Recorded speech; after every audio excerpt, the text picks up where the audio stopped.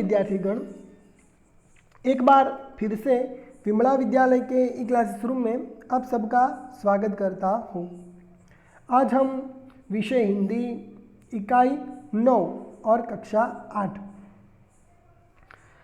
इस कहानी का नाम है ममता। आज हम इस कहानी का अभ्यास करने वाले हैं। तो ममता शब्द का क्या अर्थ होता है? तो ममता यानी कि स्नेह, प्रेम। कभी कभी हम इस शब्द को भी सुनते हैं कि माँ की ममता की छाया के नीचे बच्चा बड़ा हुआ। ऐसे वाक्य हम कई बार सुनते आए हैं, पर यहाँ जो कहानी है वो ममता के बारे में बताई गई है, यानी कि एक स्त्री का नाम ममता है। इस कहानी को हम पढ़े उसके पहले लेखक परिचय हम ले लेते हैं। तो लेखक का नाम है जयशंकर प्रसाद। पहले हम लेखक के बारे में जान लेते हैं, बाद में इस कहानी को पढ़ेंगे। जयशंकर प्रसाद का जन्म 30/1/1989 में वाराणसी में हुआ। वाराणसी यानी कि काशी। प्रसाद जी मूलतः कवि थे। उन्होंने नाटक, कहानियाँ, निबंध और उपन्यास भी लिखे। उनकी रचनाओं में मुख्य रूप से भारत की ऐतिहासिक संस्कृति की झलक मिलती है। उनके प्रमुख नाटक हैं चंद्रगुप्त, स्कंदगुप्त, ध्रुव स्वामिनी, कामायनी। उनका सुप्रसिद्ध महाकाव्य है। उनका निधन 14/1/1929 को हुआ। जयशंकर प्रसाद द्वारा रचित इस कहानी की नायिका ममता है। नायिका यानी कि मुख्य पात्र। प्रधान, ममता विधवा है। रोहतास दुर्ग के मंत्री चूड़ामणि अपनी इस एकमात्र स्नेह पालिता पुत्री के दुख से अत्यंत दुखी है। वे उसका भविष्य सुरक्षित करने का प्रयास करते हैं, किंतु पिता द्वारा भिजवाए स्वर्ण उपहारों को ममता लौटा देती है। डोलियों में छिपकर बैठे पठान सैनिकों ने अगले ही दिन दुर्ग यानी कि किला राज्य अधिकार कर लिया। चूड़ामणि वहीं मारे गए, किंतु ममता वहां से सुरक्षित काशी के उत्तर में स्थित एक विहार में जा पहुंची और वहीं रहने लगी। लंबा समय बीत गया। अपनी झोंपड़ी में बैठी ममता दीप के आलोक में पाठ कर रही थी कि एक भीषण और हताश आकृति ने आश्रय मांगा। संकोच पूर्वक ममता ने अतिथि धर्म का पालन करते हुए उस पथिक को आश्रय दिया। वह पथिक कोई और नहीं, हुमायूं था, जिसने सुबह होने पर अपने एक सैनिक मिर्जा को इस वृद्धा की टूटी झोंपड़ी बनवाने का आदेश दिया।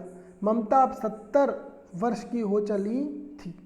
अचानक उसे एक अश्वारोही की आवाज़ सुनाई दी, जो उसकी झोंपड़ी के बारे में पता पूछ रहा था। ममता उस मुगल अश्वारोही को वह स्थान सौंपकर अनंत यात्रा पर चली गई। उस स्थान पर एक आकर्षक मंदिर बना, जिसके शिलालेख पर सातों देश के नरेश, हुमायूं और उसके पुत्र अकबर का नाम तो था, किंतु ममता का कहीं जिक्र तक न था। तो विद्यार्थीगण, अब हम इस कहानी को पढ़ते हैं।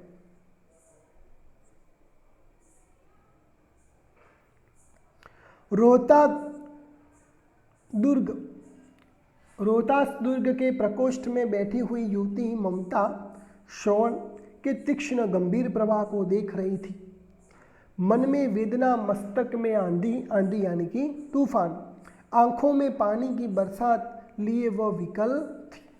वह रोहतास दुर्ग के मंत्री चूड़ामणि की एकमात्र दुहिता यानी कि पुत्री थी। उसके लिए कोई अभाव होना असंभव था, परंतु वह विधवा थी। विधवा यानी कि जिसकी पति की मृत्यु हो गई, वो स्त्री। उसकी विडंबना का अंत कहाँ था? विडंबना यानी कि मुश्किलियाँ। चूड़ामणि ने चुपचाप उस प्रकोष्ठ में प्रवेश किया। प्रकोष्ठ यानी कि रूम में। शोण के प्रवाह और उसके कलनाद में ममता अपना जीवन मिलाने में बेसुध थी। पिता का आना न जान सकी। चूड़ामणि व्यथित हो उठी। व्यथित यानी कि दुखी। स्नेह पालिता पुत्री के लिए क्या करे यह स्थिर न कर सकते थे। लौटकर बाहर चले गए ऐसा प्राय होता, परंतु आज मंत्री के मन में बड़ी दुश्चिंता थी। पैर सीधे न पड़ते थे। दुश्चिंता यानी कि विडंबना, चिंता। एक पहर बीत जाने पर वे फिर ममता के पास आए। उस समय उनके पीछे 10 सेवक चांदी के बड़े थालों में कुछ लिए खड़े थे। कितने ही मनुष्यों के पद शब्द सुन ममता ने घूमकर देखा। मंत्री ने सब थालों को रखने का संकेत दिया। अनुचर थाल रखकर चले गए। ममता ने पूछा, यह क्या है पिताजी? तो पिताजी ने कहा कि तेरे लिए बेटी उपहार है। उपहार यानी कि भेंट। कहकर चूड़ामणि ने आवरण उलट दिया। स्वर्ण का पीलापन उस सुनहरी संध्या में विकीर्ण होने लगा। ममता चौंक उठी। इतना स्वर्ण, स्वर्ण यानी कि सोना, यह कहाँ से आया? मूर्ख है कहकर चूड़ामणि चले गए। दूसरे दिन जब डोलियां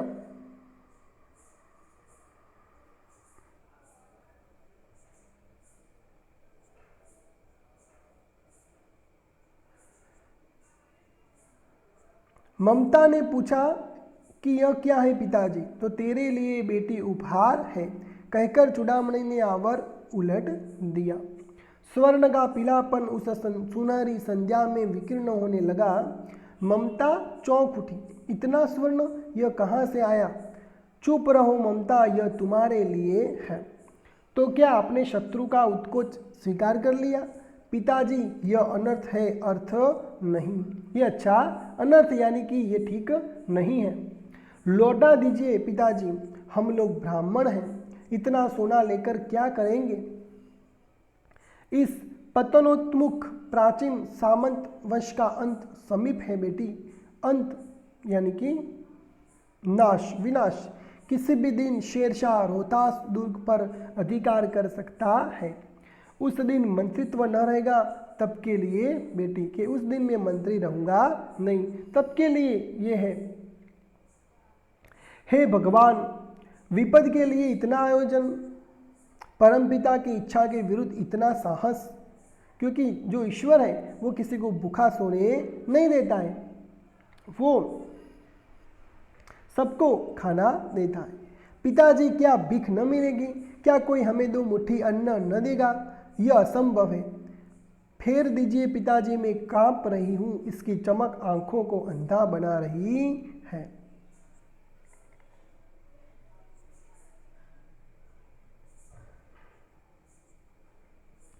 मूर्ख है कहकर चूड़ामणि चले गए। दूसरे दिन जब डोलियों को तांता आ रहा था, मंत्री चूड़ामणि का हृदय धक धक करने लगा। वे अपने को रोक न सके। उन्होंने जाकर रोहतास दुर्ग के तोरण पर डोलियों का आवरण खुलवाना चाहा। पठानों ने कहा यह महिलाओं का अपमान करना है। बात बढ़ गई। तलवारें खींची, मंत्री वहीं मारे गए।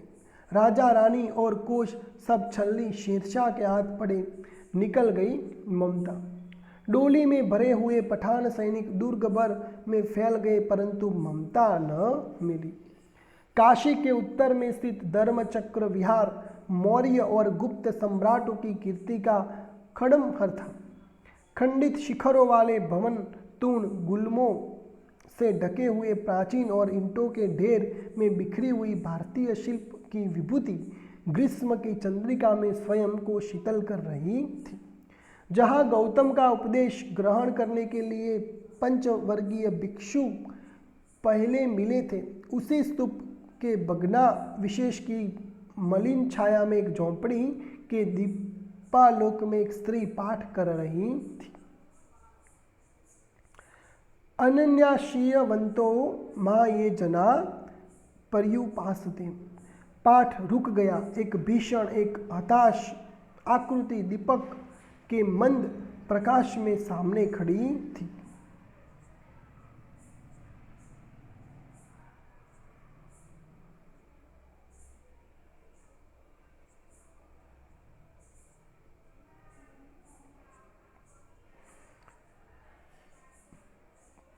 पाठ रुक गया। एक भीषण और एक हताश आकृति दीपक के मंद प्रकाश में सामने खड़ी थी। स्त्री उठी, उसने कपाट बंद करना चाहा, परंतु उस व्यक्ति ने कहा, माता मुझे आश्रय चाहिए। तुम कौन हो? स्त्री ने पूछा। मैं मुगल हूँ, चौसा युद्ध में शेरशाह से विपन्न होकर रक्षा चाहता हूँ। इस रात अब आगे चलने में असमर्थ हूँ। क्या शेरशाह से? स्त्री ने अपने होठ काट लिए। हाँ माता, परंतु तुम भी वैसे ही क्रूर हो। वही भीषण रक्त की प्यास, वही निष्ठुर प्रतिबिंब तुम्हारे मुख पर भी है। सैनिक, मेरी कुटी में शान नहीं, जाओ कहीं दूसरा आश्रय खोज लो। गला सूख रहा है, साथी छूट गए हैं, अश्व गिर गए, इतना थका हुआ हूँ। इतना कहते कहते वह व्यक्ति धम्म से बैठ गया। उसके सामने पूरा ब्रह्मांड घूमने लगा। स्त्री ने सोचा, यह विपत्ति कहाँ से आई? उसने जल दिया, मुगल के प्राणों की रक्षा हुई। वह सोचने लगी कि ये सब दया के पात्र नहीं, मेरे पिता का वध करने वाले आतताई गुणा से उसका मन विरक्त हो गया। स्वस्थ होकर मुगल ने कहा, माता तो फिर मैं यहाँ से चला जाऊँ। स्त्री विचार कर रही थी, मैं ब्राह्मणी हूँ, मुझे तो अपना धर्म अतिथि देव के सत्कार का पालन करना चाहिए, परंतु यहाँ नहीं, ये सब दया के पात्र नहीं। परंतु यह दया तो नहीं, कर्तव्य करना है। तब मुगल अपनी तलवार टेक कर उठ खड़ा हुआ। ममता ने कहा, क्या आश्चर्य है कि तुम भी छल न करो। ठहरो, छल नहीं, तब नहीं स्त्री, जाता हूँ। तैमूर का वंशधर स्त्री से छल करेगा? जाता हूँ, भाग्य का खेल है। ममता ने कहा, यहाँ कौन दूर गए, यही झोंपड़ी न, जो चाहे ले लो, मुझे तो अपना कर्तव्य निभाना पड़ेगा। कि यहाँ तो क्या किला है, यहाँ तो झोंपड़ी है, तुम्हें जो चाहे वो ले लो। जाओ भीतर, थके हुए पथिक यानी कि राहदारी, तुम चाहे कोई भी हो, मैं तुम्हें आश्रय देती हूँ। सब अपना धर्म छोड़ दे तो क्या मैं भी छोड़ दूँ? मुगल ने चंद्रमा के मंद प्रकाश में वह महिमामय मुखमंडल देखा। उसने अपने ही मन नमस्कार किया। ममता पास की टूटी हुई दीवारों में चली गई। भीतर थके पथिक ने झोपड़ी में विश्राम किया। विश्राम यानी कि आराम। प्रभात में खंडहर की संधि से ममता ने देखा, सैकड़ों अश्वारोही उस प्रांत में घूम रहे थे। वह अपनी मूर्खता पर स्वयं को कोसने लगी। एकाएक झोंपड़ी से निकलकर उस पथिक ने कहा, मिर्जा मैं यहाँ हूँ। शब्द सुनते ही प्रसन्नता की चित्कार ध्वनि से वह प्रांत गूंज उठा। ममता अधिक भयभीत हुई। पथिक ने कहा, वह स्त्री कहाँ है? उसे खोज निकालो। ममता छिपने के लिए अधिक सचेष्ट हुई। वह मृग दाव में चली गई। दिन भर उसमें से न निकली। संध्या हो गई, वे लोग जाने लगे। ममता ने सुना, पथिक घोड़े पर सवार होते हुए कह रहा था, मिर्जा उस स्त्री को मैं कुछ दे न सका, उसका घर बनवा देना, क्योंकि मैंने विपत्ति में यहाँ विश्राम पाया था। यह स्थान भूलना मत। इसके बाद वे वहाँ से चले गए। चौसा के मुगल पठान युद्ध को बहुत दिन बीत गए। ममता अब 70 वर्ष की वृद्धा है। एक दिन वह अपनी झोंपड़ी में पड़ी थी। शीतकाल का प्रभाव था। उसका जीर्ण कंकाल खांसी से गूंज रहा था। ममता की सेवा के लिए गांव की 2-3 स्त्रियां घेर कर बैठी थी, क्योंकि ममता आजीवन सबके सुख दुख की सहभागिनी रही थी। ममता ने जल पीना चाहा। एक स्त्री ने सीपी से जल पिलाया। सहसा एक अश्वारोही उसी झोंपड़ी के द्वार पर दिखाई पड़ा। वह अपनी धुन में कहने लगा, मिर्जा ने जो चित्र बनाकर दिया है वह तो इसी जगह का होना चाहिए। वह बुढ़िया मर गई होगी। अब किससे पूछूं कि एक दिन शहशाह हुमायूं किस छप्पर के नीचे बैठे थे। यह घटना भी तो 46 वर्ष से ऊपर की हुई। ममता ने अपने विकाल कानों से सुना। उसने पास किसरे से कहा, अरे उसे बुलाओ। अश्वारोही पास आया। ममता ने रुक रुक कहा, मैं नहीं जानती कि वह शहंशाह था या साधारण मुगल, पर एक दिन इसी झोंपड़ी के नीचे वह रहा। मैंने सुना था कि वह मेरा घर बनवाने की आज्ञा दे चुका था। भगवान ने सुन लिया। आज मैं इसे छोड़े जाती हूँ। अब तुम इसका मकान बनाओ या महल, मैं अपने चिर विश्राम गृह में जाती हूँ। बुढ़िया के प्राण पंखेरु उड़ गए। वह अश्वारोही अवाक खड़ा रहा। वहाँ एक अष्टकोण मंदिर बना और उस पर शिलालेख लगाया गया। सातों देश के नरेश हुमायूं ने एक दिन यहाँ विश्राम किया था। उनके पुत्र अकबर ने उनकी स्मृति में यह विशाल गगनचुंबी मंदिर बनवाया, पर उसमें ममता का कहीं नाम न था। तो विद्यार्थीगण, ये कहानी आपको कैसी लगी? करुण रस से भरी हुई ये कहानी है।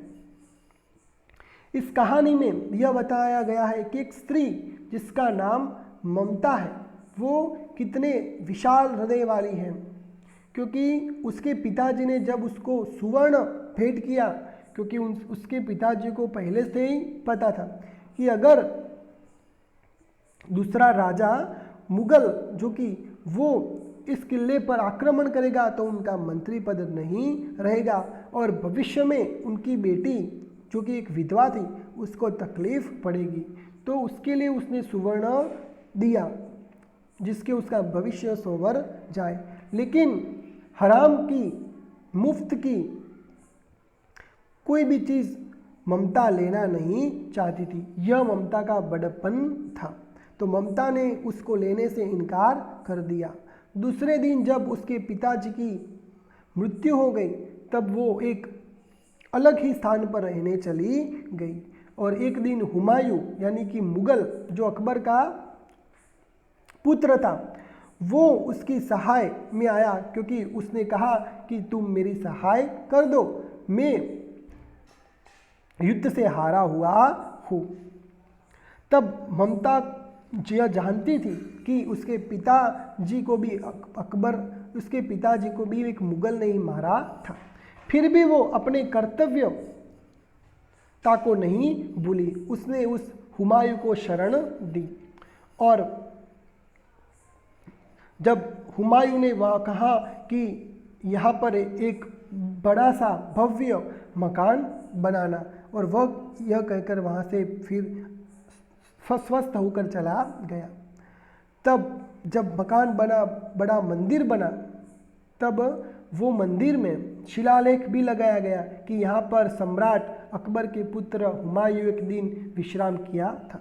लेकिन वहाँ पे ममता का कोई जिक्र नहीं था। तो यह बड़ी विडंबना की बात है कि जिसकी वजह से वो हुमायूं जिंदा रहा, उसको ही लोग भूल गए। तो हमारे देश की यह विडंबना है कि यहाँ पे बहुत सारे ऐसे लोग हैं, बहुत सारी ममता है जिन्होंने बहुत सारा बलिदान दिया है, लेकिन लोग उनको याद करते नहीं हैं। तो अब हम उसके शब्दार्थ को जानेंगे। प्रकोष्ठ तो यानी कि भवन के फाटक के पास का कमरा। तूण गुल्म तो घास की समूह जाड़ी। तीक्ष्ण तो तेज, प्रवाह तो बहाव, वेदना तो पीड़ा दुख, विकल तो बेचैन, व्यथित तो पीड़ित, दुहिता यानी कि पुत्री कन्या, विकीर्ण होना तो फैल जाना, उत्कोच तो घूस रिश्वत, प्राचीर तो चार दीवारी, विभूति यानी कि समृद्धि प्रभुता, विपन्न तो संकटग्रस्त, आतताई यानी कि अन्यायी दूसरों को त्रास देने वाला, विरक्त यानी कि खिन्न दुखी, मृगदाव तो शिकारियों के भय से मृगों के छिपने का वह वन जिसमें पर्याप्त मृग हो, जीर्ण यानी कि वृद्ध जर्जर टूटा फूटा। तो विद्यार्थीगण यहाँ पे इस कहानी समाप्त हो जाती है। अब हम आगे दूसरे पार्ट में उसके स्वाध्याय के प्रश्नों के बारे में चर्चा करेंगे। तब तक के लिए थैंक यू।